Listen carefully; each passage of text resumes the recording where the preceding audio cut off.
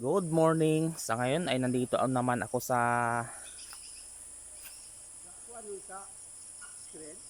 ah nandito naman ako sa tanim na ampalaya na aking kuya. So ito yung inalagaan namin ng Growers Bet 1000 plus. So dati itong bansot na ampalaya, pero sa ngayon kung makikita nyo ay napakaganda na ng tubo. Ayan, kung makikita nyo, berdeng-berde yung mga dahon at saka makinis na makinis ang mga dahon ng kanyang tanim na ampalaya. Nang dahil sa growers bet ay yung dating bansot na ampalaya ay nagkaroon na ng magandang resulta.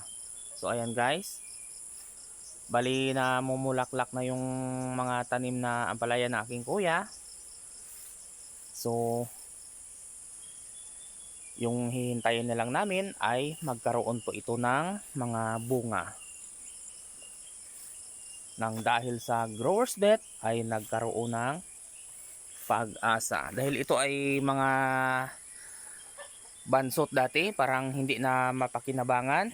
Pero sa ngayon ay napakaganda na ng tubo.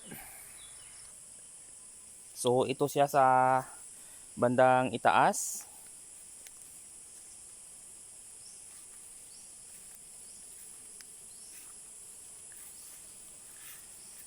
Ganito kaganda ang growers bet 1000 plus sa tanim na ampalaya ng aking kuya.